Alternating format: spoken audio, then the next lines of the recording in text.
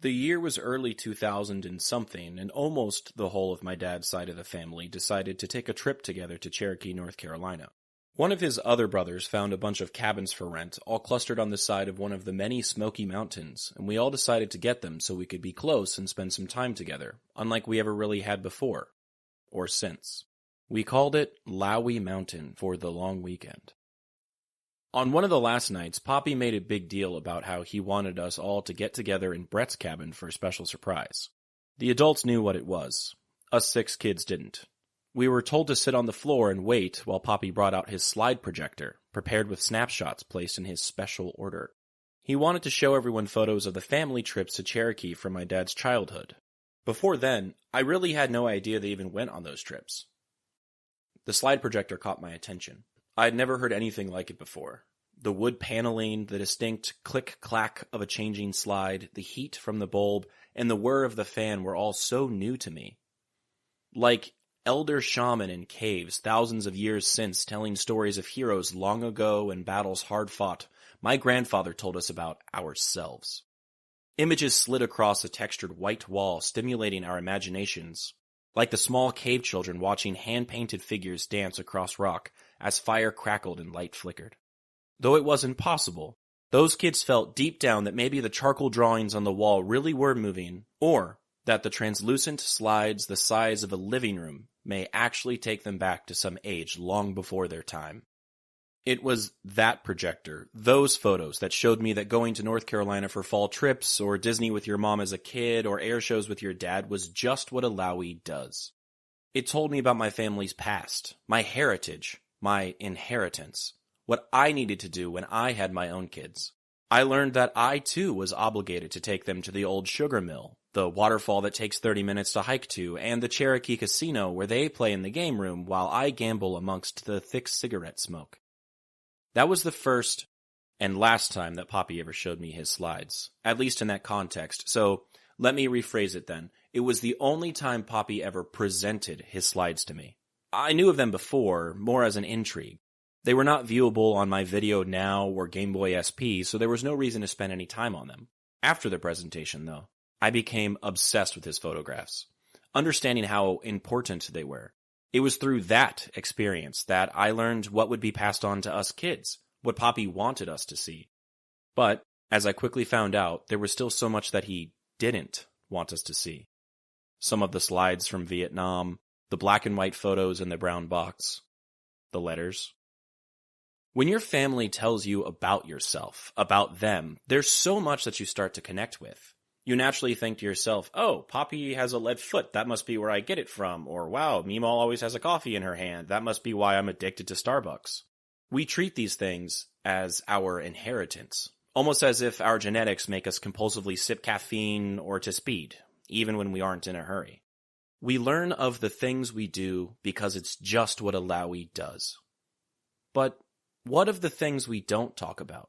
What about the things we're collectively ashamed of? What about the things we throw in cardboard boxes and stack at the bottom of a tall pillar of boxes in a closet that will certainly bring water damage to all its contents? How do these things get passed on? How do they become a part of ourselves? The stories may not get told, but the slides still sit in their boxes. The letters, coffee-stained and brittle, still wait to be read once more.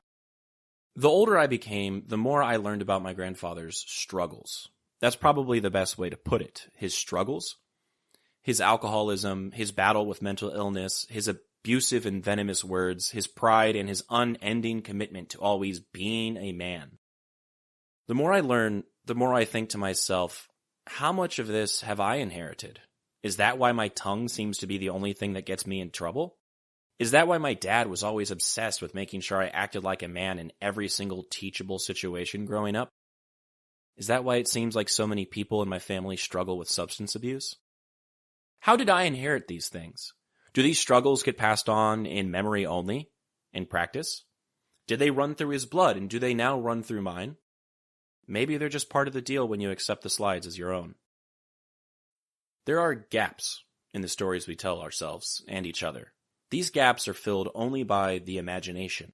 Like a monster surely hiding under the bed of every 5-year-old, these dark places present us with potent visions of terror, but also intrigue. These gaps are passed down, and the stories we tell ourselves gain a life of their own, separate from the truth. Why else would I be convinced that Poppy was in the CIA after Nam and not on a tuna fishing boat avoiding his family? What else was I allowed to inherit from him? Just the good? Just the slides of smiles in North Carolina or cannonballs into their above-ground pool? Or is it also my responsibility to inherit the letters, the black and white photos, the tenuous relationship with drinking? Once my grandparents had moved to Georgia, and the trip to North Carolina was nothing more than a memory, Poppy got interested in digitizing his slides, but he didn't focus on the ones of the family. He focused on the ones he never showed us, the ones from Vietnam. He bought a scanner, hoping to preserve them, but soon became too ill. He only had the ability to eat, watch TV, and smoke on the porch, making sure to keep the O2 in his nasal cannula held in one hand away from the lit cigarette in his other. Eventually, he told my grandmother to throw the slides out and yelled at her when she wouldn't, but he never did it himself either. When I was a kid sitting in a cabin in early 2000 and something, I thought the projector was a relic, a piece of technology so useless and outdated that only old men who wanted to relive their pasts would hold on to them. It was neat, but it couldn't beat digital cameras or later cell phones, and frankly, it still really can't. But that doesn't matter. When my grandfather passed away, I made it a priority to get his projector. I didn't want it just because it was his, but because it was representative of one of the few times he was sentimental. He spoke. He wanted to share with everyone. My cousins and I all remember the experience, and although we may not remember the photos or the stories that went along with them, we can't forget the time that our quiet, demure grandfather opened up to us. The technology was limiting, and that doesn't make much sense to an audience today, but it made sense to that situation. It made sense to my grandfather. It was the way he wanted to tell the stories he needed to tell. It has its limitations, but those are its strengths. It forces people to gather in person, to speak to one another, to ask questions. You become less of a voyeur casually scrolling on your phone and peeking into other people's lives. Instead, you become a part of the conversation. Different members of the audience often chime in with things like, "Oh, do you remember?" or "Nah, it happened like this." You don't just experience seeing the photos, but you remember seeing the photos, even if you don't remember their contents. When all else is gone, that's what you tie yourself to. That experience. That strange, once-in-a-lifetime experience of your grandfather speaking about something more than just the weather or a meal. You can go back to the photos, but you can never go back to the cabin and relive those experiences, so you better hold on to them. Just like you can never go back to Vietnam, but you know that even if the photos are gone, you can't forget, so why throw them out? Though you never get his presentation again, that doesn't matter, because you know exactly what he wanted you to remember, why he wanted you to remember it, why it was special to him, and now why it's special for you. You get a glimpse not at just the trips your family went on long ago, but of the things he wanted to remember, of the person he might have been before he took the photos that he didn't show you. Years later, when you're sitting with your parents and grandmother in your childhood home that your parents have since moved out of, you can be the one to press the button, causing the distinctive click-clack. You can ask why someone was wearing a stupid shirt or why Meemaw always seemed to have curlers in her hair, even when camping. Your grandfather might not have ever given you much, but he gave you this. He let you be the one to give the presentation. The moment you realize this is transcendent. Hello, and thank you for listening to the introductory episode of Dearest Suzie, a podcast and photo series. I'm Alexander Lowie, an anthropologist and the youngest grandchild of William P. Lowie, a U.S. Army helicopter pilot who served during the Vietnam War in 1964 and 1965. Though he went by Bill, we called him Poppy. He passed away in 2012 after a long struggle with respiratory issues. So what is Dearest Suzie? It's a multimedia presentation of Bill Lowie's archive from the Vietnam War, structured in an On This Day in History format. As we near the 60th anniversary of the war's official start, I'll be sharing entries from his war diary and letters posted to the internet on the same days he wrote them. Each entry will be paired with a photograph he took during his time there. He wrote over 100 letters and took more than 500 photos during his deployment. Each post will feature a reading of his writing, a photo, and often a reflection from me or a bit of history to provide some context about his place in the war. Who is Suzie? Suzie is my grandmother, Susan, who we all affectionately refer to as Meemaw. She's the reason this project exists, and has encouraged me to tell Poppy's story. When she handed me the stack of his letters, I read the first one out loud, and her only response was, "I don't even remember him calling me Suzie." That's when I realized there was much more to uncover. It was a moment that captured the passage of time and memory, showing how even the most personal of histories can hold surprises. We can forget, but we can also rediscover. What do I want to do with this project? Well, I don't just want to tell you about history or simply present you with an archive. I want to share the story of discovery that I experienced while working through these materials. If I do my job well, you may soon find that the discoveries go deeper than just learning about my grandfather's service in Vietnam. It is my intention that through the telling of my experiences, you, the listener, will feel encouraged to share. Perhaps you're a part of my generation, and you knew a family member did something significant, and you've never asked questions about it. Hopefully, you'll be curious enough to now. Or maybe you yourself served, and though painful, you realize you have stories that can be passed down, which may help your family and friends better understand themselves. Through the expression of that pain, maybe you can find places to heal. I'm proud to call myself an American, and even prouder to be a Lowie, for better or worse. After all, the stories, the letters, the photos, the genes, and the name are all things people have given me, just for being me. Who am I to deny the generosity of a gift? I hope I've piqued your interest, and that you'll join me between now and August 2025 as I share these letters and a few diary entries from the past, exactly 60 years after they were written. Please consider following Dearest Suzie on your preferred podcast platform, as well as YouTube, X, and Instagram, where I'll post additional photos as they relate to the letters. You'll find the links for these things in the description below. Also, please feel free to email me at dearestsuziepodcast@gmail.com if you have anything you'd like to say. I'd love to hear your stories as well. From the Diary of Bill Lowie, Tuesday, October 6th, 1964. Today, the 114th returned from an assault mission. Specialist Kelly, a crew chief and gunman on one of the lift ships, was hit by a bullet of about .30 caliber size. The bullet hit the aircraft from the rear, passed through 3 bulkheads, and lodged in Kelly's flak vest. His back looks as though he had been hit with a hammer. It was bruised, but very little. The injury was very minor. This was Poppy's first entry into his diary, at least the first one that still exists, that he didn't lose or throw away. The diary itself is a 3-ring binder with an inscription on the cover which reads WOC Lowie 63-3W. My assumption is that he got the binder when he was in Warrant Officer Candidate School in 1963, learning to fly, and just brought it with him to Vietnam. Poppy was a part of the 114th Assault Helicopter Company, a unit often tasked with high-risk missions transporting troops into combat zones known as assault missions.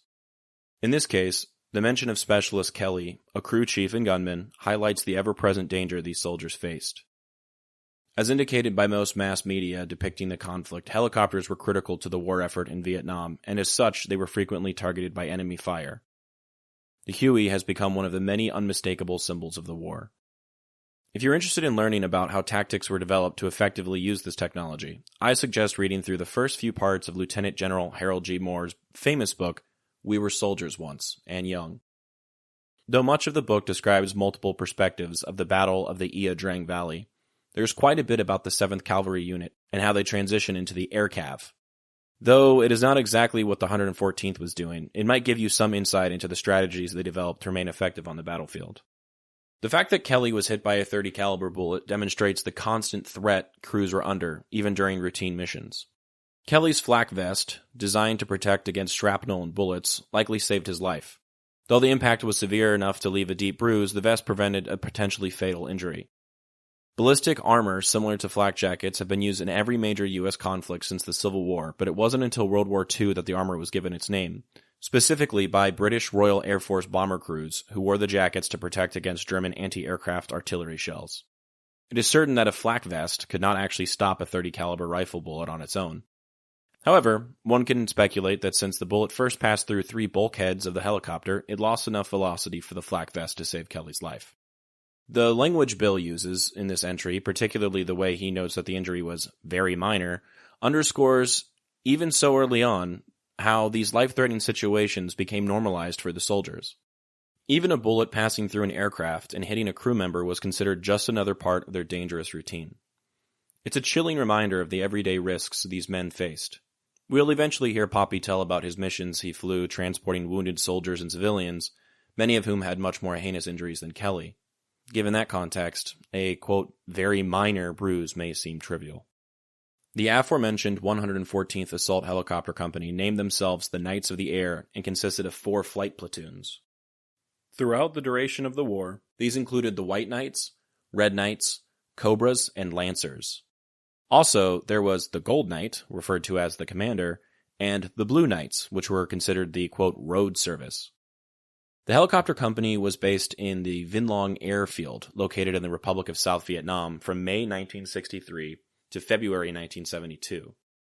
After leaving the Republic of South Vietnam, the 114th Aviation Company was assigned to the Panama Canal Zone, but was ultimately deactivated. Poppy was a member of the Cobras. The logo for the platoon has left an indelible mark on my memory since I've seen it emblazoned on hats and silk pillowcases for my entire life.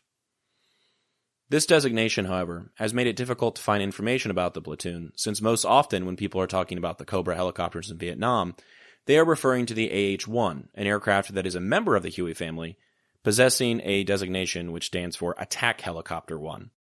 These are single-engine aircraft that seat 2 pilots. They are popularly depicted with large red mouths with white pointed teeth painted on their noses. The .30 caliber bullet that hit Kelly's flak jacket was a common caliber used by the Viet Cong and is likely an American designation for a 7.62 mm round.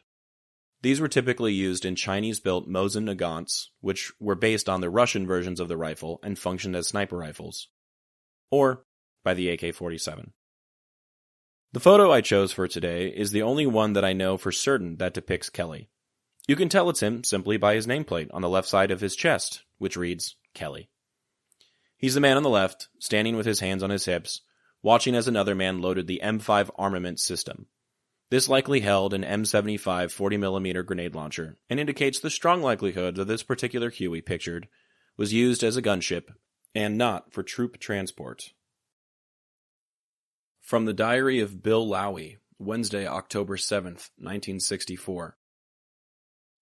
Mohawk aircraft was shot down about 6 miles from here. The pilot, noticing that one engine was on fire, jettisoned his .50 caliber guns and ammo to attempt to lighten his load and bring the aircraft to our runway.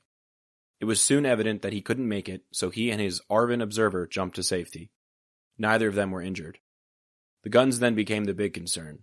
3 UH-1Bs were dispatched to the area to look for the guns. While looking for them, one helicopter took 6 hits, but no one was injured. Only one gun was recovered, so we can expect to get shot at by the other one. In this entry, Poppy describes a tense and dangerous situation involving a Mohawk aircraft, a versatile reconnaissance plane used by the U.S. Army during the Vietnam War. The OV-1 Mohawk has twin turboprop engines and was equipped with advanced surveillance equipment as well as some armaments, like the .50 caliber guns mentioned here, to support ground operations. These planes played a crucial role in gathering intelligence, often flying low-altitude missions over enemy territory, making them susceptible to ground fire. In this instance, when one of the Mohawk's engines caught fire, the pilot's quick thinking likely saved his life and that of his ARVN observer. Jettisoning the guns and ammo was a strategic move, giving them a chance to make it to safety. The fact that only one of the guns was recovered afterwards highlights the unpredictability of these operations. Losing military equipment to enemy hands was always a concern, especially given how critical weapons could be used against U.S. forces. This situation encapsulates the irony that soldiers often face, as Poppy expresses that they could be shot at by their own weapons. This entry includes Poppy's first reference to the UH-1 Iroquois, nicknamed the Huey, which is the most iconic helicopter of the Vietnam War. It was developed by Bell Helicopter in the late 1950s as a multi-purpose aircraft and was initially designed for medical evacuation, also known as medevac. It quickly became a versatile aircraft capable of being fitted with machine guns, rockets, and other armaments for offensive combat missions. It first saw action in Vietnam in 1962. The UH-1B had a top speed of about 127 miles per hour and could carry up to 7 soldiers or several injured soldiers on stretchers in medevac configurations. The helicopter was valued for its mobility and ability to quickly move troops or wounded personnel out of dangerous situations. The multi-use nature of the Huey made it a lifeline for soldiers on the ground, but also a target for enemy fire, as seen in this entry where a UH-1B took 6 hits while searching for the jettisoned 50 caliber guns. The significance of the UH-1 cannot be overstated. It became a symbol of the Vietnam War and played a pivotal role in the lives of the soldiers who flew and relied on it. It was the main aircraft used by Poppy during his time with the 114th Aviation Company, and the helicopter's significance in the war directly reflects the complicated nature of U.S. military service in Vietnam. This is also the first entry where he mentions the ARVN, or Army of the Republic of Vietnam, which was the military force of South Vietnam during the American involvement in the Vietnam War. Established in 1955, the ARVN was tasked with defending South Vietnam against the communist forces of North Vietnam and the Viet Cong. The U.S. provided significant military and logistical support to the ARVN throughout the war, and American forces often operated in close coordination with them.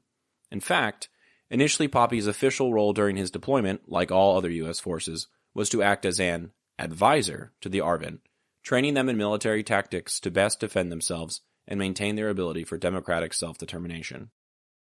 This diary entry highlights the kind of close cooperation that existed between U.S. helicopter crews and the ARVN on missions throughout the conflict.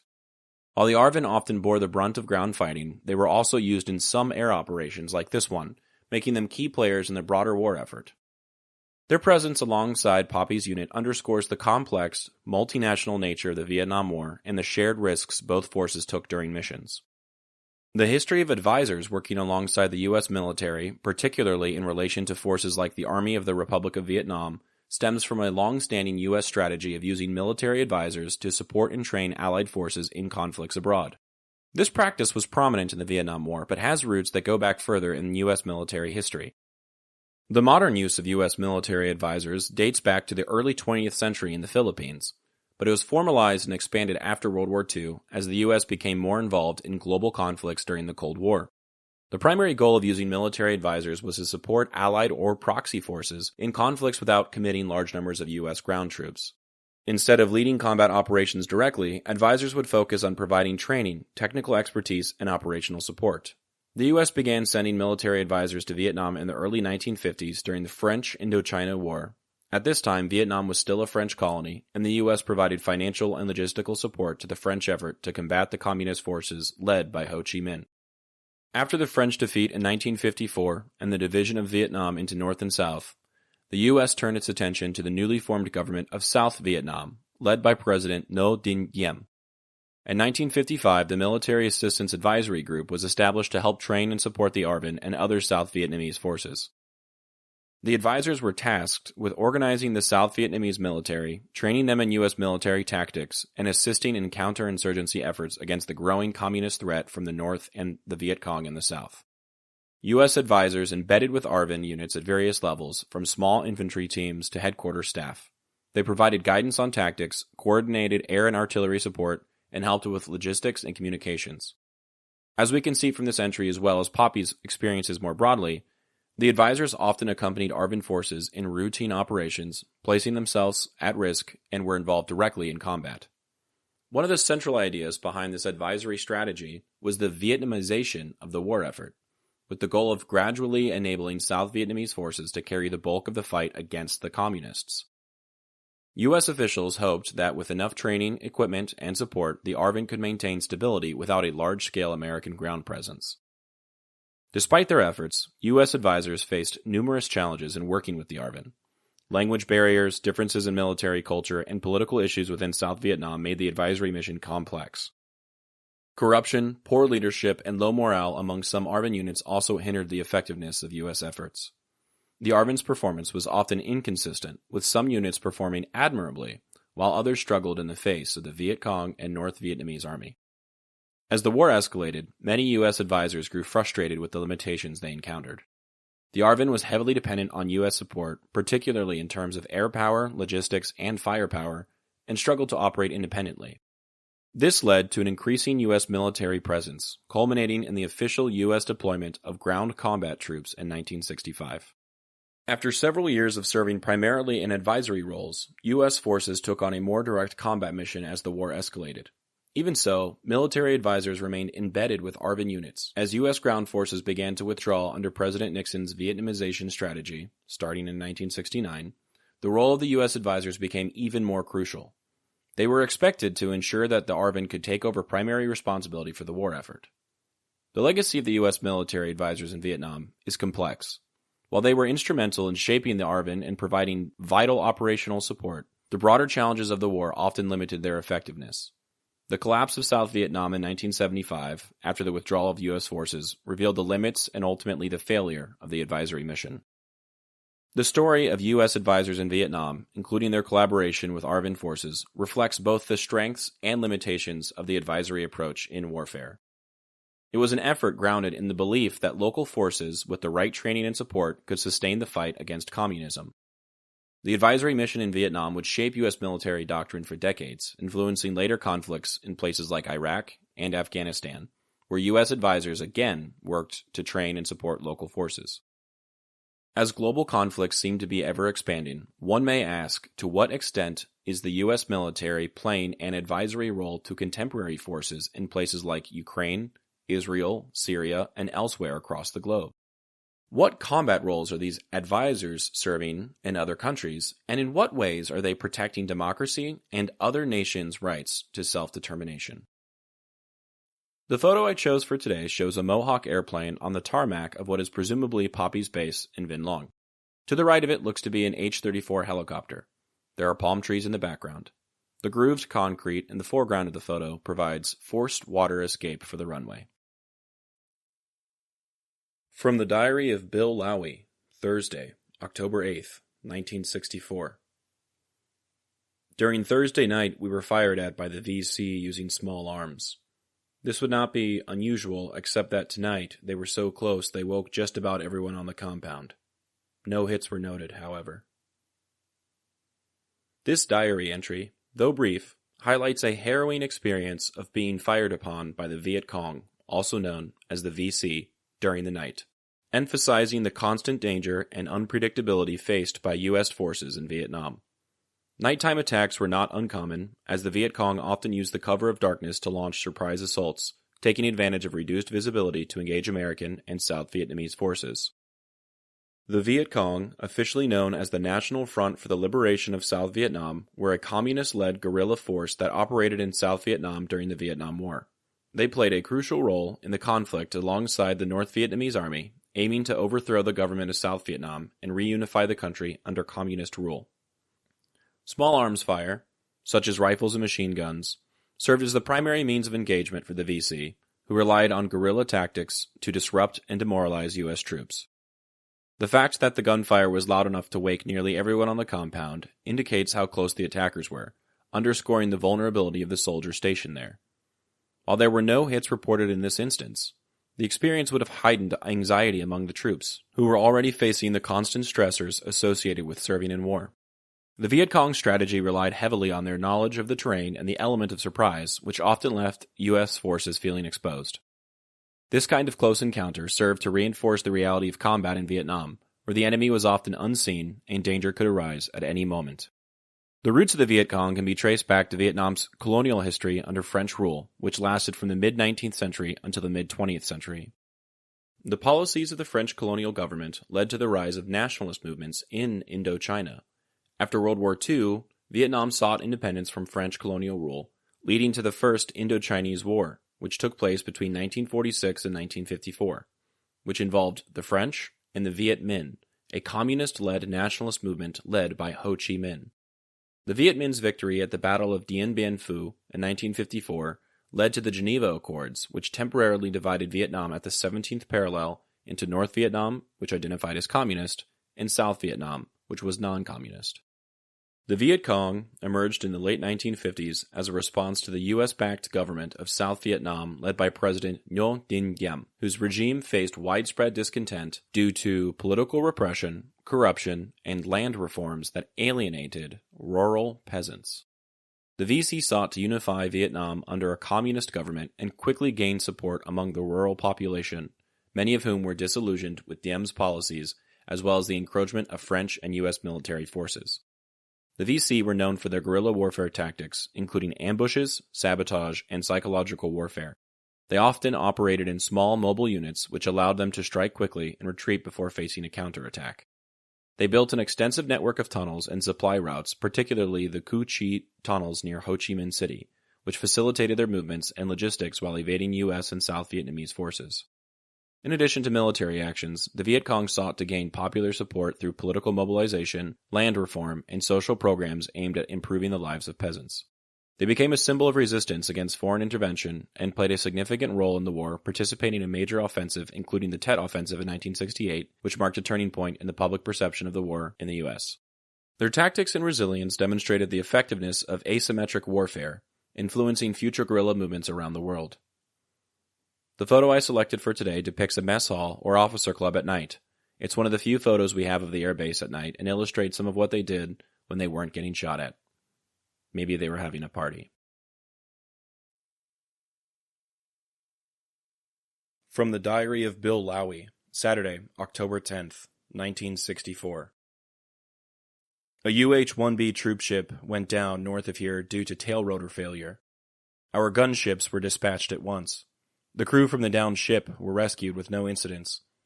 The aircraft was recovered by an H-37 the same day. A ceremony was held here today by the Vietnamese high brass. Many silver and bronze stars were issued out to the 114th. It was a very impressive ceremony, but standing in the hot oven for 45 minutes at attention while they had their ceremony didn't impress me too much.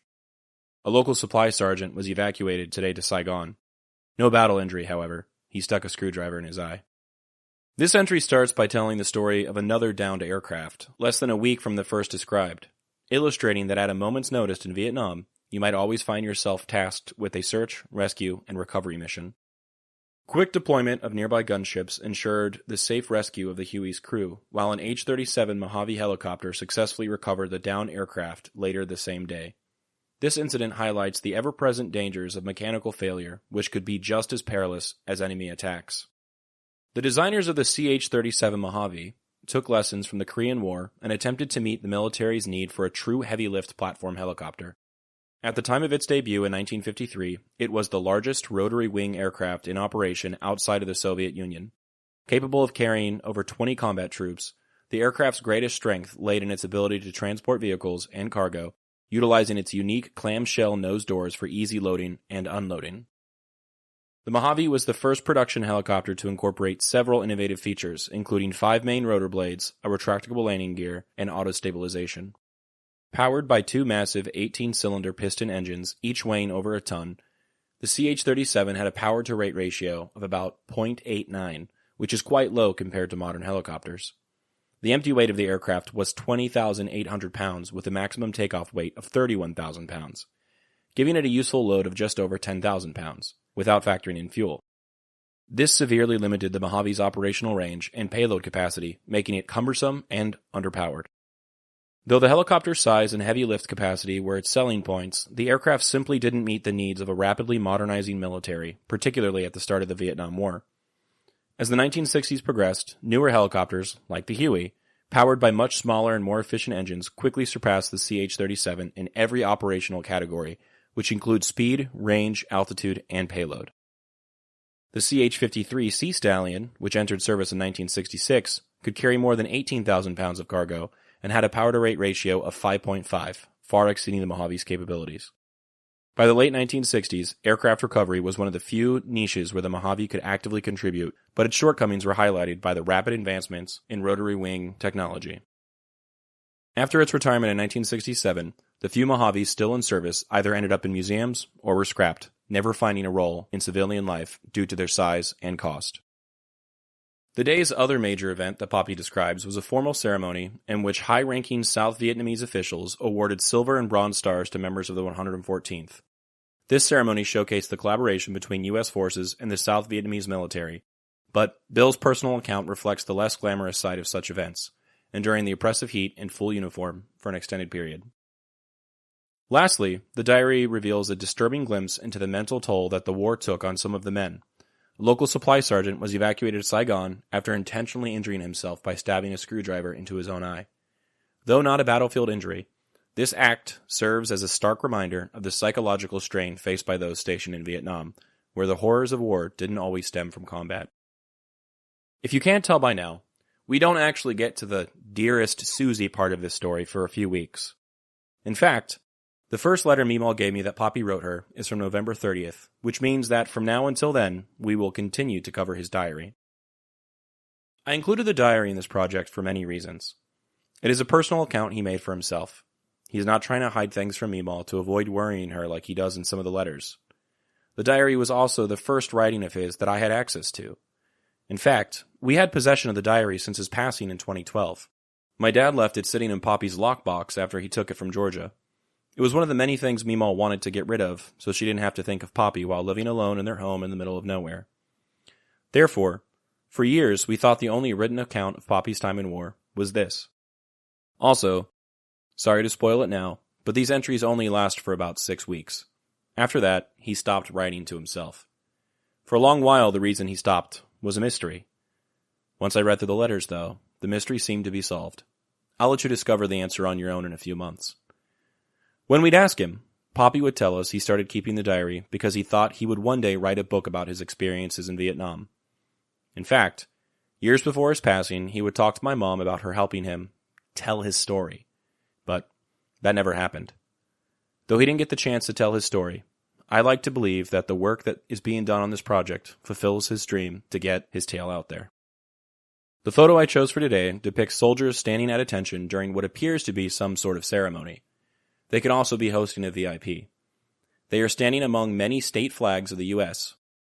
I will explain what that is later.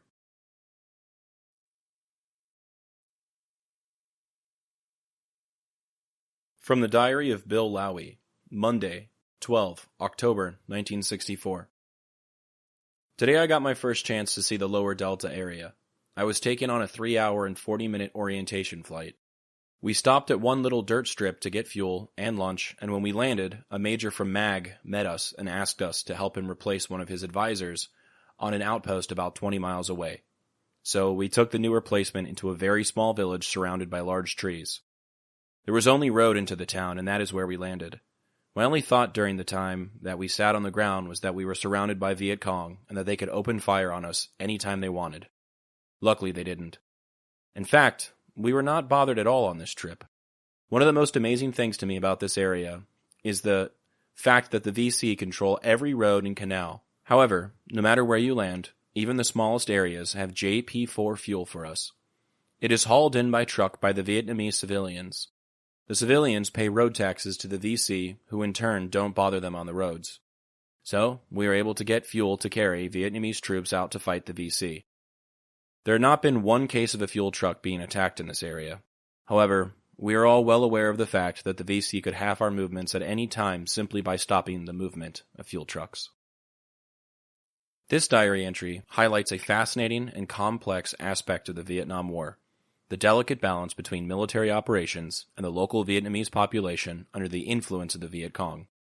Poppy's account of his first flight over the lower Mekong Delta not only introduces the area's geography, but also emphasizes the paradoxes of warfare in this region.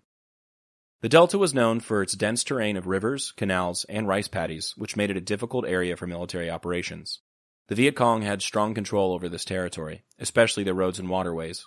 Despite this, fuel and supplies were often transported without interference, as the VC allowed civilians to move freely in exchange for road taxes. The Mekong River Delta played a crucial role in the Vietnam War due to its strategic location and agricultural importance. As Vietnam's primary rice-producing region, control of the Delta directly impacted the country's food supply and local economies. The area's vast network of rivers and canals made it essential for transportation, giving both U.S. and South Vietnamese forces, as well as the Viet Cong, strong reasons to vie for control. The Delta's dense jungles and waterways also provided cover for the Viet Cong, who used the terrain to their advantage in their guerrilla campaign. This made the region a difficult battlefield, with the VC controlling many rural areas and ambushing U.S. troops.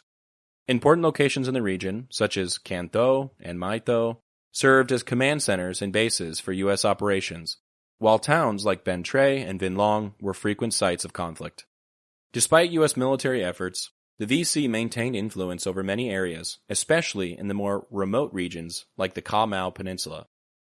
This entry also reflects the psychological tension experienced by U.S. personnel. Even though no shots were fired, Poppy's awareness of being surrounded by potential danger, waiting for the Viet Cong to strike at any moment, was palpable. This feeling of unease, juxtaposed with the seeming ease of acquiring fuel in VC-controlled areas, underscores the complexities and contradictions that soldiers often face during the war. Once again, we see another bit of irony that Poppy faced. He needs fuel to fight the VC in his helicopter. The fuel has to be transported on the ground by trucks. Truck drivers pay the VC. And then finally, the VC uses those payments to fight Poppy in his helicopter. He also mentions the MAAG, which stands for Military Assistance Advisory Group, the team tasked with advising South Vietnamese forces before U.S. combat units were fully deployed. The MAG was a U.S. organization established to assist foreign countries with military training and equipment, typically under the terms of a military aid agreement. MAG units were deployed in various countries around the world between the 1940s and 1970s in places like Yugoslavia, China, and Ethiopia, but the one that had the most significant and lasting impact was MAG Vietnam, which played a crucial role in the early years of the Vietnam War. MAG Vietnam was established in 1950 as part of the U.S. effort to support France in its fight against the communist-led Viet Minh during the First Indochina War. At that time, the U.S. was not directly involved in combat, but provided significant material and logistical support to the French colonial forces under the guise of containing the spread of communism. After France's defeat in 1954 and the signing of the Geneva Accords, MAG's mission shifted. From 1955 onward, MAG Vietnam's primary focus was on helping the newly established Republic of Vietnam build and train its military forces, the ARVN.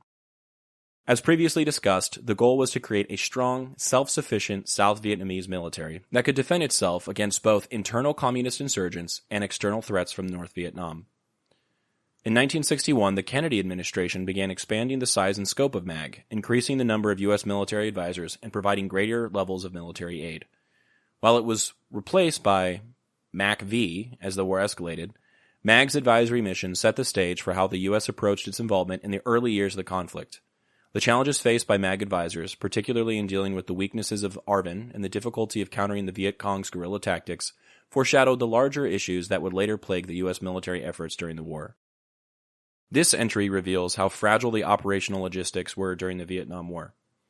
The dependence on civilian infrastructure controlled by the enemy created an uneasy coexistence, one that could shift in an instant. Poppy's observation that the VC could halt military movements simply by stopping fuel deliveries highlights the vulnerability of U.S. and South Vietnamese forces in the Delta, despite their superior firepower and aircraft. The photo I chose for today features a line of Hueys flying over the Delta. This illustrates what sort of terrain they flew over and the ground troops were fighting in. It also shows a road, one which was likely regulated by the VC, the same people they had to fight.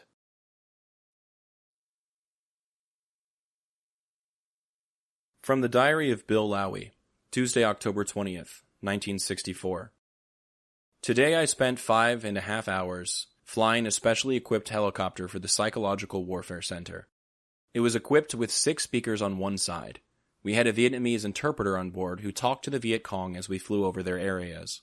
We flew at an altitude of 2,500 feet. This was supposed to be the effective altitude for the speakers. Almost everyone over here considers the speakership a useless joke, but I was told by a MAG advisor that in some documents that they had captured, destruction of the speakership was given a very high priority. I am personally convinced that this type of warfare is effective to some extent, at least because of the fact that the people in the areas where the speakership is used are mostly illiterate, and that this is the only news that they get. Also, today I saw my first Viet Cong prisoner. He looked to be about 15 years old. He was armed, however, with a U.S.-made .45 caliber submachine gun. This entry offers insight into the psychological operations conducted during the Vietnam War, specifically focusing on the use of speaker ships. Poppy describes his experience flying a helicopter equipped with loudspeakers used to broadcast messages to the Viet Cong. Psychological warfare was a strategy employed to demoralize the enemy, encourage defections, and spread propaganda. The Vietnamese interpreter on board spoke directly to the Viet Cong, while the crew flew at 2,500 feet, the supposed optimal altitude for effective communication through the speakers. Despite many soldiers viewing these speaker ships as ineffective, Poppy learns that captured Viet Cong documents prioritize their destruction, hinting that these operations may have been more impactful than they appeared. Or perhaps the Viet Cong were participating in some psychological operations of their own, and made up some documents that they knew would make the U.S. helicopters waste their time. Who knows? Poppy himself concludes that these broadcasts could be somewhat effective, especially in the rural areas where much of the population was illiterate and the speaker messages could serve as their only source of information. This entry also touches on the young age of Viet Cong soldiers. Poppy encounters a VC prisoner who appears to be about only 15 years old, yet armed with a U.S.-made submachine gun. This brief moment underscores the youth of many combatants and the way military equipment often circulated among both sides of the conflict. His fears from earlier about U.S. guns being used against them seem to be validated by this fact. Back home, he had 3 boys, all under the age of 10. What did he think about when he saw the young combatant? Was he picturing his kids holding a rifle and shooting at a helicopter? My grandfather only took my dad to see 2 movies in his life. The first was Airplane with Leslie Nielsen. I still have happy memories watching that movie on repeat with my father. The second they saw together was Apocalypse Now. My dad said that Poppy walked out during the movie. When I first heard that, I thought it was because the movie was inaccurate or disrespectful. It's actually because it was too real. I didn't watch the movie until I was an undergrad in college. It was required viewing for a history course. Without asking, I can tell you the exact moment Poppy left the theater. Just picture it. Ride of the Valkyries, helicopters flying in formation. If you want to talk about psychological warfare, there's something psychological about danger hiding in the bushes.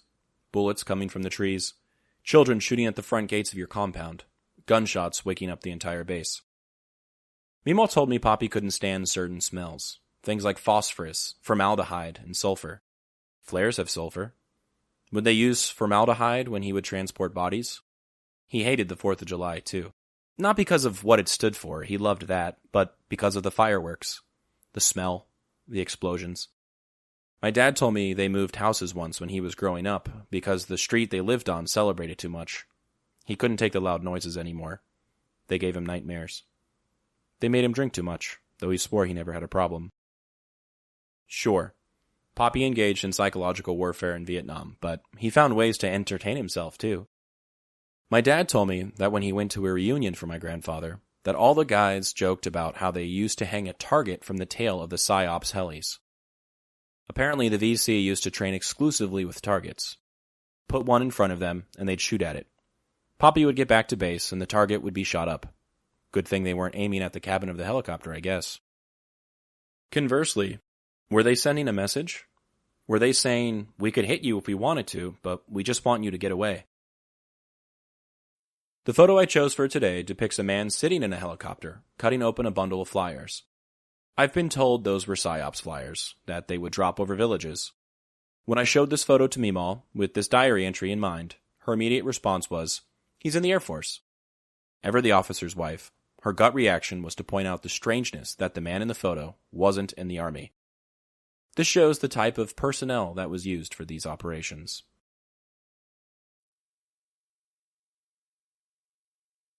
From the diary of Bill Lowie.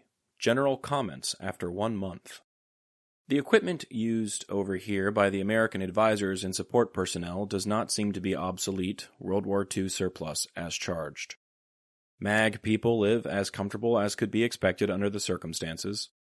Mail and moves are brought into all outposts as often as possible. Weapons are very easy to get, as is ammo. In fact, there is a pretty good choice. Vehicles are practically useless over here, but Jeeps and 3/4-ton trucks are found throughout the Delta area in abundance. Aviation personnel have the latest type of helicopters and fixed wings, including HU-1B helicopters and Mohawk and Caribou lifted wings. The Air Force does have some outdated fighter planes, but they seem to me to be ideally suited for this area in that they will carry a heavy combat load and there is no real need for jet speed or ability. During my first month, I heard no complaints on the equipment. Some of the complaints that I have heard include lack of interest or initiative by the ARVN leaders, a flaw or breakdown, or better, a lack of cooperation between advisors and support personnel. This is a complaint voiced by a couple of advisors I've talked to, but not something I've seen personally. Troop lifts over here are supposed to be the most hazardous duty we can have and is logged in record books as combat assault time. Yesterday the company had a big troop lift.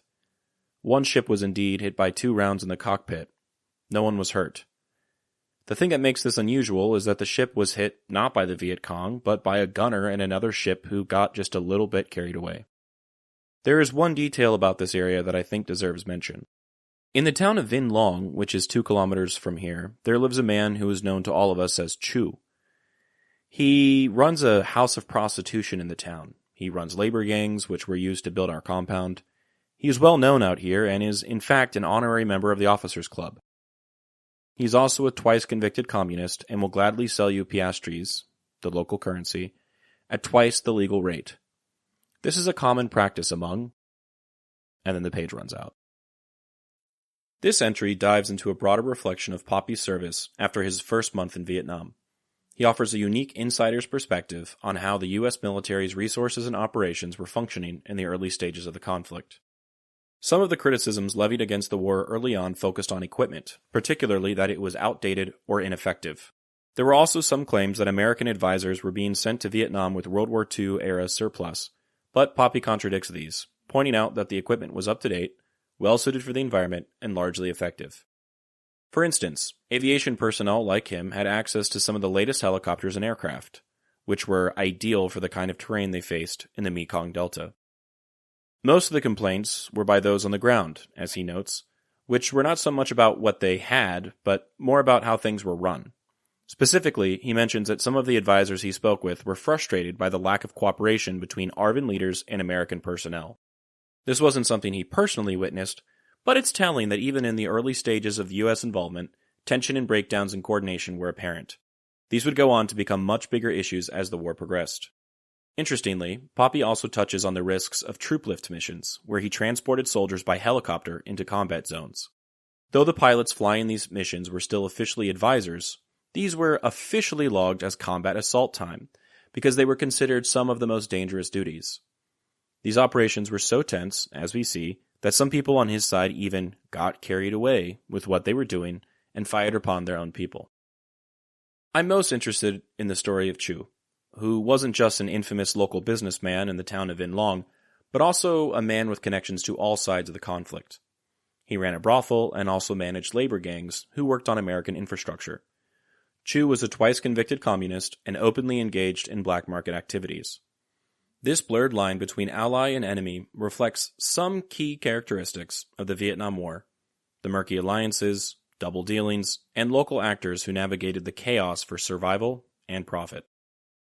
We see that friend, foe, or neither, there are people who find ways to profit off situations like these, even if they don't have much power associated with traditional institutions like government or religion. The men who built the buildings, what did they know about the architecture? Did they understand where the weak points were? Did they know where there were cracks in the walls of the airbase? Could they tell the VC where the Americans stored their ammunition? What connections did they have to the enemy, whether it be indirectly by Chu or through their direct affiliation with the very forces Poppy was sent over to fight? The same questions could be asked about the prostitutes. They certainly brought levels of entertainment and relief to the American and ARVN forces, but what else were they doing when they were interacting with the Americans? How well did they speak English? Is it possible they weren't just prostitutes? What was said between young soldiers and these women? Poppy experienced plenty that would have made great war stories in the little time he was over there. What did these guys brag about? What would be taken to the VC to be used against the Americans? My general comments after almost 1 month are perhaps quite limited. So far, we've seen the contradictions my grandfather and many like him had to deal with. It wasn't just about fighting an enemy. It was about existing in a complex, unpredictable world where everything was far more ambiguous than it seemed. In just a month, he participated in troop lifts, psychological operations, officer transport, as well as search and rescue missions. He had been shot at, he hadn't been shot at, though he thought he would be, and he hadn't done much shooting himself. The whole time he was away from his big family. How did he reconcile that pain of separation with the grief of the terror campaigns, psyops, and risk of espionage he faced day to day? The photo I chose for today depicts a group of women standing at the edge of the tarmac on an airbase. There is a man to the right. Could he be Chu? Are these his girls? What does this photo say about the relationship between the soldiers in Vietnam and the people and the community around their base?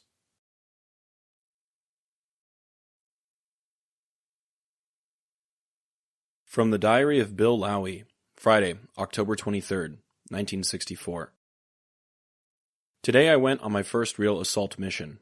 It seems that our gunships had located a Viet Cong force of about 150 men with some automatic weapons and 2 mortars. There was a battalion of ARVN moving south into the area and a reinforced company moving north into that area. Supposedly the only avenue of retreat for the VC was to the west.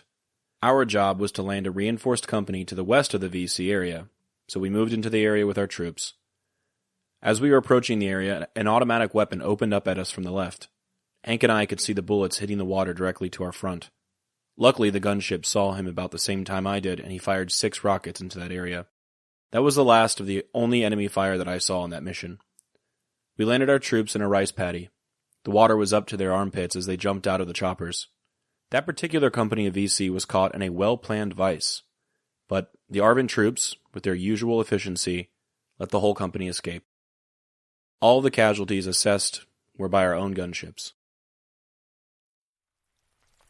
My time in war. The first thing I remember is the darkness. The canopy of trees above was too thick to see stars or the moon. Faint colored lights distantly on the horizon told me where I was heading. The surrounding foliage rustled, making the lights strobe.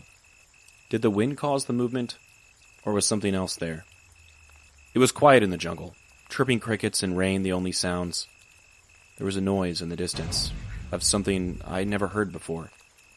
Not in person anyway. Maybe in movies. It sounded like bombs, but that couldn't be right, could it?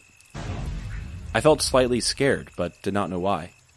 They said I was in no danger, but I couldn't shake the feeling that something was in the bushes. Something that didn't want me there. I felt like I could get swallowed by the night, stolen away by darkness, never to see the light again. I called for my friend. "Jay Flan," I bellowed. No response. "Flanagan, where are you?" I yelled louder, hoping he was the only one around. He just graduated from basic. How could I lose him so quickly? Suddenly, there was a whir and a bright orange flame. It was an explosion. I shouted out in panic, yet another blast erupted near me. I ran. Anywhere was better than where I was, but where was I going? To some tent filled with guys I didn't know? To a helicopter idling heroically nearby? The explosions increased. Then a barrage of bullets buzzed by, settling somewhere among the trees behind me. Rifle barrels revealed themselves from the brush, flashes of light coming from their tips as they slung lead. I was caught in the middle of a skirmish that I didn't understand, in a fight that wasn't mine. I kept running until I saw Jason standing there maniacally, arms crossed in the middle of the path. I stopped, asking where he went and why he looked so calm. Unexpectedly, there was a flash of light and a scream, this time from below me. I looked down. My foot was on a glass plate. Light flickered beneath, revealing punji sticks. Sharp pieces of bamboo the Vietnamese used to stick into the ground, acting as gruesome traps. Had this been real, I would have certainly lost my foot and almost certainly had died. Jason stood there, laughing. He led me there, knowing I'd triggered the trap. "What the hell is this?" I asked, panting heavily. "The Vietnam War experience. Isn't that what the sign said, stupid?" I walked to the exit, his snickers behind me haunting my pride. I exited the room. "This is a crazy museum," I said, "but pretty cool." "Yeah, we go through here and do a scavenger hunt to learn about our history before we graduate." "Well, that was definitely immersive." "Absolutely. I gotta say, if that was normal for my grandpa, I see why he was so messed up."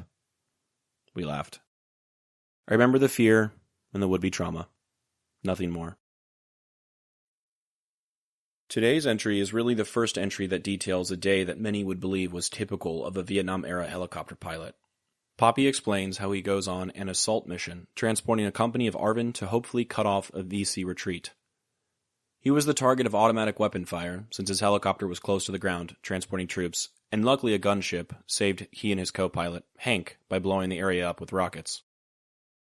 The story I included alongside Poppy's diary is one of the first things I ever wrote about his service. I described going into a room at the National Infantry Museum and Soldier Center in Fort Benning, Georgia, after seeing my friend Jason graduate from the Army's Basic Combat Training Boot Camp. We went to the museum and he proudly showed off his knowledge of the Army and the infantry. At one point, he cruised ahead of me, because I was a bit too busy reading, and I stumbled upon the room that I depict in the story. He knew it was coming up and thought it'd be funny to make me experience the strangeness of the exhibit. The experience stuck with me. It was something I had with which I could connect to Poppy. It was fake. I was safe. But it was disorienting, and attempted to make the museum-goer experience a brief moment living in a Vietnam soldier's shoes. It brings up a few questions, mainly about museums and their general shift towards experiential exhibits instead of artifacts and writing. Are things like this meant to be experienced, even briefly, in a museum? Is it right to keep a room like this in a place where a Vietnam veteran could stumble through it? What would it do to one of them? The photo I chose for today seems to somewhat accurately depict Poppy's diary entry. It features men jumping out of a helicopter and into a rice paddy.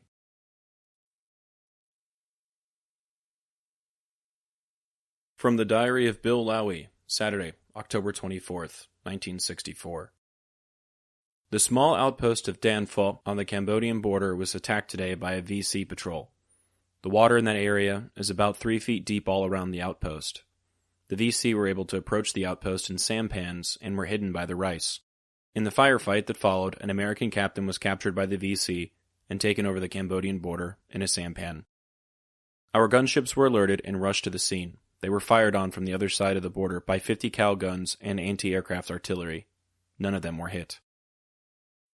The captain was found late tonight floating face down in a canal. Today's entry captures a skirmish that took place at the small outpost of Dan Pho right on the Cambodian border. This border area was incredibly strategic throughout the Vietnam War. Dan Pho, like many outposts on the edges of South Vietnam, was vulnerable because of its proximity to Cambodia. The Viet Cong often used these border areas to stage attacks, knowing they could easily escape into Cambodian territory, where U.S. and South Vietnamese forces couldn't legally pursue them. Cambodia's neutrality, though often violated, made it a complex and frustrating region for the Americans to control. Poppy told us that when he would fly near the border, he'd hear on the radio chatter people speaking Russian and Chinese, not Vietnamese, which brings into question how active those two entities were in the war. To what extent were they advising the other side, particularly so close to the border? One of the most important details from this entry is the way the Viet Cong utilized the local geography for their attack. They approached the outpost in sampans, which are small, flat-bottomed boats, and used the flooded rice fields and the dense water around the outpost as cover. The water in this area was about 3 feet deep, making it difficult for the soldiers to see their attackers until it was almost too late. This style of guerrilla warfare was a hallmark of the Viet Cong strategy, using local environments to outmaneuver better-equipped American and ARVN forces. From a tactical perspective, the entry highlights the vital role of American gunships. When the attack happened, gunships were scrambled to provide air support and tried to prevent the enemy from retreating. They were fast, maneuverable, and laid down heavy firepower to assist the ground troops. But even with these advantages, they were vulnerable. In this case, the gunships were fired upon by 50 caliber guns and anti-aircraft artillery from the Cambodian side of the border, emphasizing the Viet Cong's heavy fortification and strategic positioning. The mention of the American captain being captured and later found dead adds an emotional layer to this story. The capture of the U.S. personnel was always a high-stakes situation. The Viet Cong and North Vietnamese used these moments to deal a psychological blow, both to the troops on the ground and to the morale of Americans back home. The captain's body was later found floating face down in a canal, which speaks to the senseless violence and tragedy that was so common during the war. It is hard to tell what actually happened to the captain and how he ended up in the water. These were the brutal realities of guerrilla warfare, where no one was truly safe, even after being captured. On a broader scale, this incident reflects the diplomatic tightrope the U.S. had to walk with Cambodia. Officially, Cambodia was neutral during this period of the war, but their borders were frequently violated by North Vietnamese and Viet Cong forces, using it as a sanctuary from U.S. and ARVN troops. Later in the war, this would lead to controversial actions by the U.S., such as the Cambodian incursion in 1970, when American troops were sent into Cambodia in an attempt to disrupt these cross-border operations. Finally, there's an emotional cost here, which Poppy's diary only hints at. The capture and death of the captain not only represents the very real human toll of this war, but also points to the frustration soldiers felt. The photo I chose for today depicts two Vietnamese people in a sampan. The vessel is driven by a small engine and is carrying a bike alongside the two people.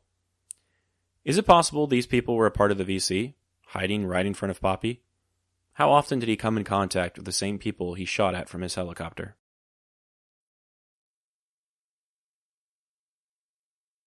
From the Diary of Bill Lowie, Sunday, October 25th. Today the company VC that we had chased unsuccessfully on the 23rd relocated about 4 miles from our compound.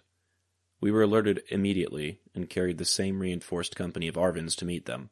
The results of that all-day Sunday mission are hardly worth repeating. Poppy was born on March 16, 1937, in Abbeville, Georgia, to Effie and Odell, spelled O-D-E-L-L, Lowie. Both were of Scottish, Irish, and English descent.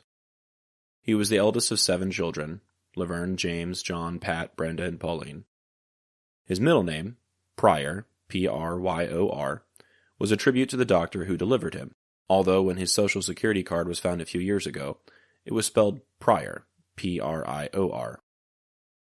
His early years were spent moving across the South with his family as his parents chased work, eventually settling in Sanford, Florida, where his father worked at Herlong's Dairy. Bill attended Seminole High School, the same high school I attended, but his time there was short. At just 16 years old, he dropped out to help his parents support his siblings, working at a local gas station for a man named Buddy Lake. When he turned 18, inspired by his Uncle Jesse, a World War II veteran, he joined the military. At first, he wasn't certain what he wanted to do, so he completed his basic training for the Army at Fort Benning, ending up in New Jersey soon after he graduated boot camp. In 1956, the Hungarian Revolution erupted as a nationwide revolt against Soviet-imposed policies and control. Sparked by student protest in Budapest on October 23rd, the movement quickly gained momentum, with widespread demands for political reform, freedom from Soviet domination, and the withdrawal of Soviet troops. Intense clashes ensued between Hungarian freedom fighters and Soviet forces, with key moments like the storming of the Hungarian radio building and the toppling of a Stalin statue becoming symbols of resistance. Although Hungary briefly tasted freedom, the revolution was violently suppressed in November when the Soviet Union launched a full-scale military intervention. Thousands lost their lives, and many fled the country as refugees, some of which were sent to Camp Kilmer, New Jersey, near Rutgers University and New Brunswick. Poppy was sent to this area by the Army to help support the refugees, mostly by helping feed them, peeling potatoes for their meals. He quickly grew to hate Hungarians, since he was bitter that he had to help the refugees and act as a mere chef while in the military. Eventually, while on leave with his friend Bud and waiting at a train station, he met Susan Lutzko, my Meemaw. At first, he was somewhat rude to her, believing her to be a refugee, but his friend thought her friend, Elizabeth, was cute. The girls were too young to go on dates alone, so Poppy agreed to accompany Bud on a double date and reluctantly went out with Susan. Surprisingly, they hit it off. Meemaw and Poppy dated briefly and got married when she was 16 and Poppy was 19. After the wedding, they moved to Fort Bragg, North Carolina, where Poppy trained to be a paratrooper. Not long after, he became a sergeant and ultimately a drill instructor. Their first son, William John Lowie, was born on May 2, 1958, in Fort Riley, Kansas. After that, Poppy was stationed in Munich, Germany for 3 years, where he rose to the rank of Master Sergeant. He even participated in war games and, in one memorable instance, captured Elvis Presley during a 1960 exercise. After his time in Germany, Poppy was stationed at Fort Ord, California with the 11th Brigade before briefly getting out of the Army, but ultimately joining up again. That was when he went to Fort Rucker, Alabama for helicopter training, earning the rank of Warrant Officer 1. Their second son was born on February 16, 1962, in Somerville, New Jersey, while Meemaw was staying with her sister, Min, during a transition between assignments. Their third son arrived on October 12, 1963, at Fort Benning, while Poppy was in the middle of a training exercise. He came out before Poppy could get to the hospital. In September 1964, Bill Lowie was deployed to Vietnam. He arranged for Susan and the boys to move to Conway, Florida, where they lived near his parents while he served overseas. After returning from Vietnam, Poppy was expected to train new pilots while his brother served. When his brother got back, he was going to be sent back over. This caused him to leave the military because he didn't want to get deployed again, and he was uncomfortable with the idea of sending young pilots to war without adequate experience, since he felt like he was rushing them through training. By the time their fourth child was born, on August 26, 1968, in Orlando, Florida, Poppy began flying for Citrus Helicopters. He spent his days flying over orange groves, spraying trees with insecticides and chemicals. After some years in the agricultural industry, he switched gears once again and started working on a tuna boat for Star-Kissed Tuna, where he piloted helicopters to locate schools of fish. This work took him to places like Costa Rica, Papua New Guinea, and the west coast of Africa. His time on the boats lasted for about 5 or 6 years, though a close call where he almost crashed his helicopter into the ocean ultimately made him decide it was time to come home for good. It's often said that while on the boat, he read vigorously and enjoyed his time not speaking to anyone, since all of the other workers were South American, and he proudly spoke no Spanish. There's even a notorious instance, often referenced by my family, where he got arrested by the government of Papua New Guinea in a dispute over international boundaries for fishing. He was detained and said he felt hopeless when his judge had a bone pierced through his nose. He also had to get his appendix removed once in West Africa and recalled having no sedative or anesthesia, and the doctor had to shoo chickens out of the operating room while he got emergency surgery. Following the tuna boat, Poppy struggled with alcoholism, while working odd jobs at toll booths and convenience stores. Meemaw worked at places like Past Performance and Pet Palace, which were odd specialty stores in Orlando. At one point, she even owned a tanning salon. They lived in various locations, including a house off Orange Blossom Trail that most of us fondly remember, and a duplex near SeaWorld. In the final chapter of their lives, they moved to McRae, Georgia, when Poppy's health began to fail due to COPD. He passed away in September of 2012 after a long struggle with his health, and though he had spent his final years in Georgia, he had always hated moving away from the hustle and bustle of Florida. He had to be in touch with the world, as he would say. Poppy's life was filled with adventure, service, and love for his family. It wasn't until his first son was born that he started sending his paychecks in the army to Meemaw instead of his own mom to help take care of his siblings. He was a man of many hobbies, which included building model ships, solving crossword puzzles, and watching Univision shows just for the beautiful women.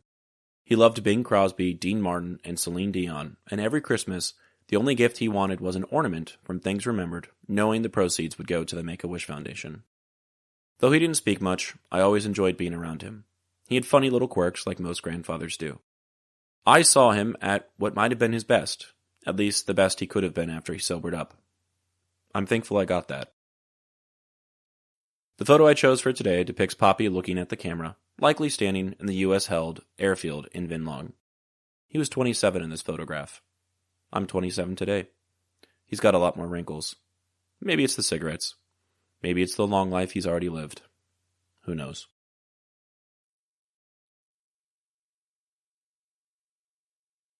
From the Diary of Bill Lowie, Monday, October 26th. Today was a fairly normal day. There was a meeting of the high brass in the ARVN to step up operations against the Viet Cong. I was assigned to fly the division commander of an ARVN division to and from their meetings.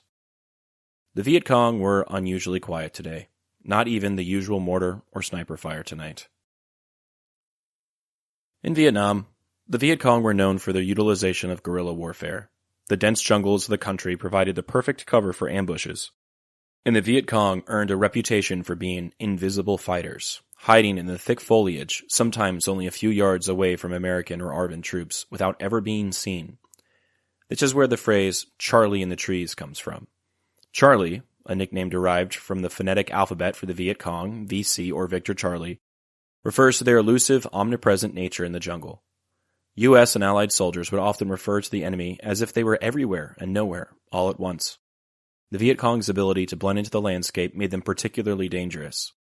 Even on days when things seemed unusually quiet, like in the diary entry, there was always the fear that the silence was an eerie calm before an ambush. The phrase also speaks to the psychological strain U.S. soldiers endured. Knowing that danger could lurk at any moment, often without warning, created a pervasive sense of anxiety and tension. The Viet Cong's tactic of striking from the trees, utilizing booby traps, sniper fire, or mortar attacks meant that even routine flights like those Poppy describes could carry a heightened sense of uncertainty and danger. The VC's presence in the jungles of Vietnam, however, was more than just a matter of ambushes or sniper fire. Even when they weren't engaging directly, the landscape itself became a weapon, littered with traps designed to wound, maim, and kill. This is where the quiet of days like the one Poppy describes becomes particularly unsettling. Silence wasn't a sign of safety. It could be a precursor to something much worse, as the Viet Cong were known for their deadly ingenuity in setting traps that were difficult to spot. One of the most famous were the punji sticks, the ones that I mentioned a few episodes ago. Simple but effective, these were holes dug into the ground and filled with sharpened bamboo spikes, often coated with poison or feces to cause infection. These traps were covered with leaves or other natural materials, blending into the forest floor, waiting for unsuspecting soldiers to step into them.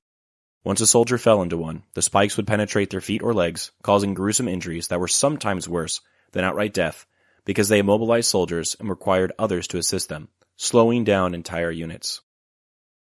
Another common trap was the bouncing Betty, a type of mine that, when triggered, would launch into the air before detonating at waist level, scattering shrapnel in all directions. This particular bomb was designed to inflict maximum damage on infantry soldiers, ensuring that even if a group survived the initial explosion, they would be left to deal with severe injuries.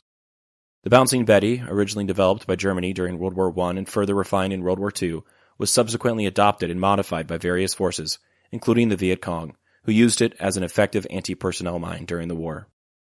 Tripwire-triggered explosives were also common, rigged across paths or near areas soldiers might travel.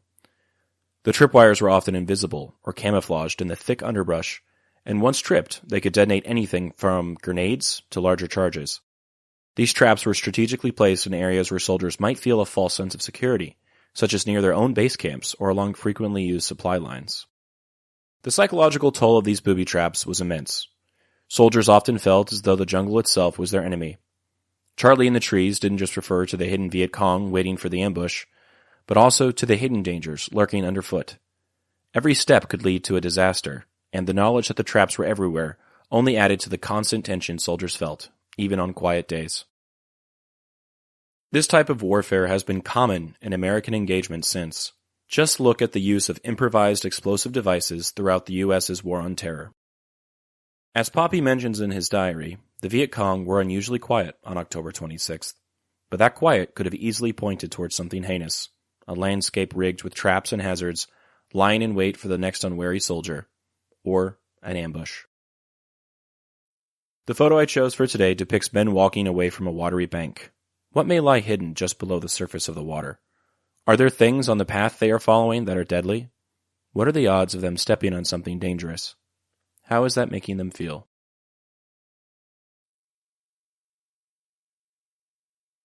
From the Diary of Bill Lowie, Tuesday, October 27th. Today there was a very big troop lift in the very tip of the delta. All of the ships in the battalion were used. We had 2 gunships go down from small arms fire, one from the 114th and one from the 62nd. No one was injured, although a pilot and another gunship was hit twice in the leg by 30 cal bullets. Over here there is a company of H-37 helicopters that do nothing but go out and sling load down to UH-1Bs from hot areas. So as soon as the battle area in this case was fairly secure, the 37s were called to get the 2 downed gunships. One of the Hueys was down because an oil fire was hit and engine oil was lost. The 37 hooked onto it, lifted it 50 feet, and dropped due to a malfunction in the lift. It was a total loss. The second ship was picked up and taken back to Vinh Long. The pilot of this 37 had an engine failure on his approach, so he dropped his Huey about 50 feet off the runway. Then he sat down on it. Not only was the Huey lost, but there was extensive damage to the 37. In this diary entry, Bill Lowie describes the high-stakes reality of recovery missions in Vietnam, especially when aircraft were damaged or destroyed in the field. On this particular day, his unit was involved in a major troop lift in the Mekong Delta, utilizing all the helicopters in the battalion. Despite the careful coordination of operations, the mission saw 2 gunships downed by enemy fire.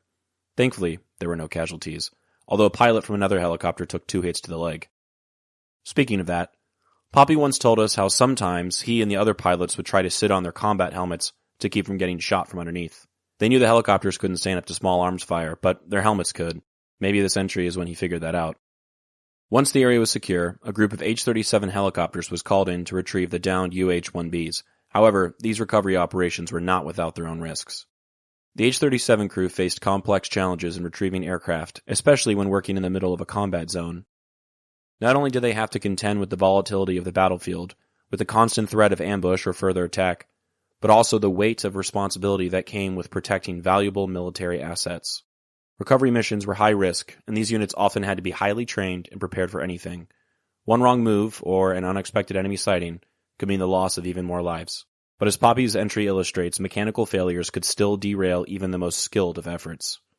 During this mission, the H-37 helicopter tasked with recovering one of the UH-1Bs managed to lift it about 50 feet off the ground before suffering a lift malfunction. The Huey dropped, shattering upon impact and becoming a total loss. The second H-37's pilot managed to hook onto the remaining downed gunship and carry it back to the base at Vinh Long. Unfortunately, an engine failure during his approach caused him to drop the Huey short of the runway, damaging both helicopters. These setbacks illustrate just how taxing the environment was on machinery, even on specialized recovery aircraft. The early years of the Vietnam War were especially hard on helicopters. These were not just central to American operations in Vietnam. They symbolized the rapid mobility and support essential to the war effort. However, the conditions in Vietnam were far harsher than anticipated. Hueys faced frequent mechanical failures due to the intense mission loads, unfamiliar terrain, and extreme climate. The jungle itself contributed to some of the most common failures. The rotor blades, initially made from aluminum and fiberglass, would degrade quickly, wearing down as they sliced through the thick, humid air and sandy, dust-laden terrain. Dust particles, pervasive in the Vietnamese landscape, acted almost like sandpaper on the rotors, causing issues that could compromise lift and lead to in-flight instability. And while they were designed to be reliable, the Huey's engines initially struggled with the hot, humid conditions, leading to frequent overheating and fuel line ruptures. This kind of damage didn't just lead to emergency landings. It meant more maintenance and downtime, which could severely affect unit readiness. The military responded with several targeted upgrades to improve the helicopter's durability. Engineers developed new, more resilient composite rotor blades to replace the original, extending their lifespan and giving them better resilience against the tough jungle conditions. Improved cooling systems were also installed to handle the frequent overheating issues, allowing the Hueys to function more effectively in low-altitude, high-demand situations. And, as the years went on, specialized support crews were dispatched to maintain these helicopters directly in the field, performing repairs, replacing parts, and ensuring Hueys were back in the air as soon as possible. Additionally, recovery units were set up specifically to retrieve downed aircraft from hot zones, not only to minimize resource losses, but also to prevent equipment from falling into enemy hands. Salvaged parts were often used to help keep the rest of the fleet in the air, and recovered helicopters were sometimes repaired if the damage was minimal. These upgrades led to the development of newer models like the UH-1D and the UH-1H, which were specifically equipped to handle the grueling demands of the Vietnam War. In doing so, the Huey became one of the most versatile and reliable helicopters in military history, a true lifeline for troops on the ground. But as Bill Lowie's diary entry makes it clear, the challenges of keeping these aircraft operational were immense, and the efforts of those who flew and maintained them deserve recognition, especially those who did it so early on in the conflict. The photo I chose for today depicts a downed Huey laying sideways in a shallow pool of water. The picture itself is somewhat blurry, a bit hazy, and depicts a refracted rainbow as a glare. Was Poppy walking when he took this? Was he about to get into the air? Was he worried about getting shot but wanted quick proof of this crash? What did he think when he knew that the very things he used to display supremacy on the battlefield were, after all, so fragile, so easily downed?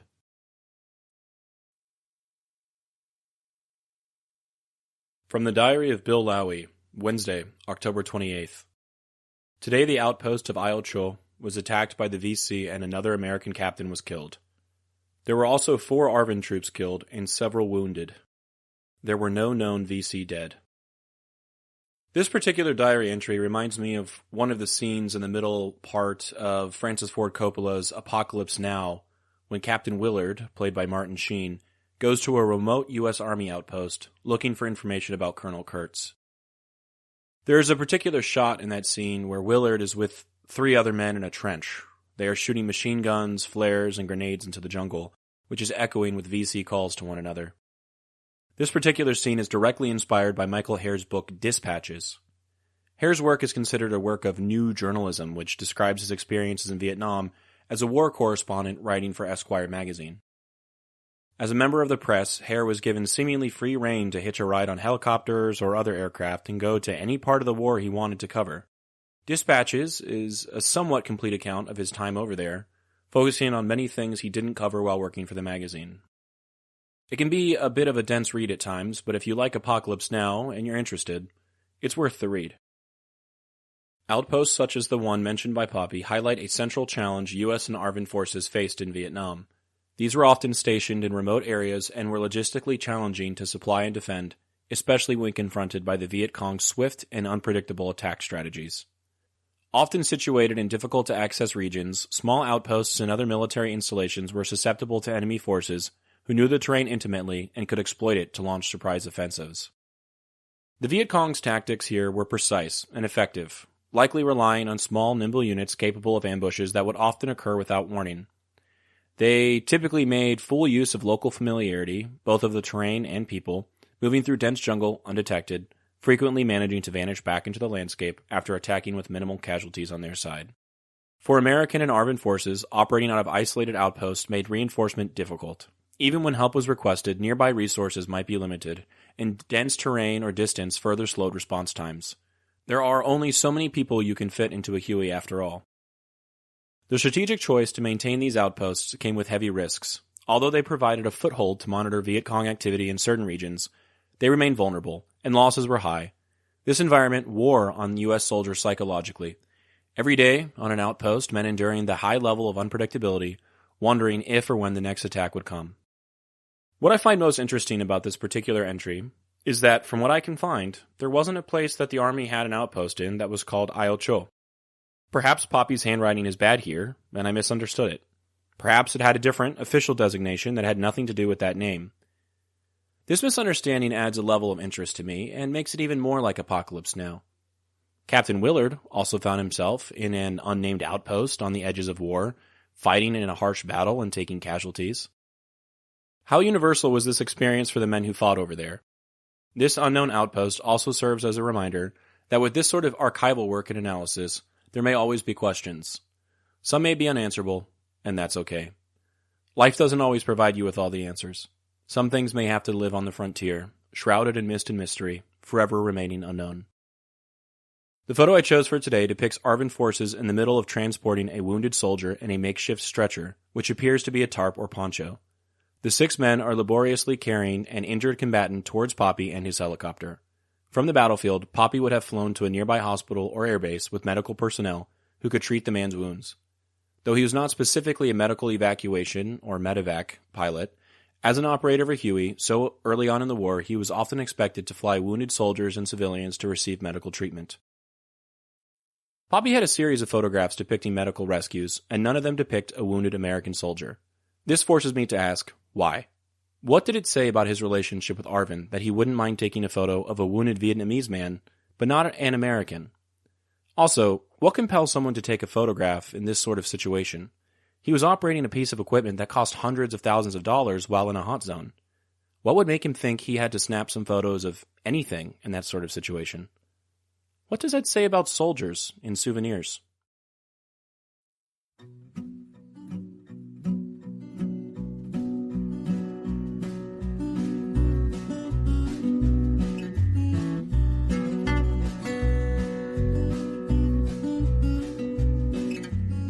I'm Alex Lowie, and I hope you have enjoyed listening to this episode of Dearest Suzie, and receiving messages from the past that my Poppy wrote exactly 60 years ago.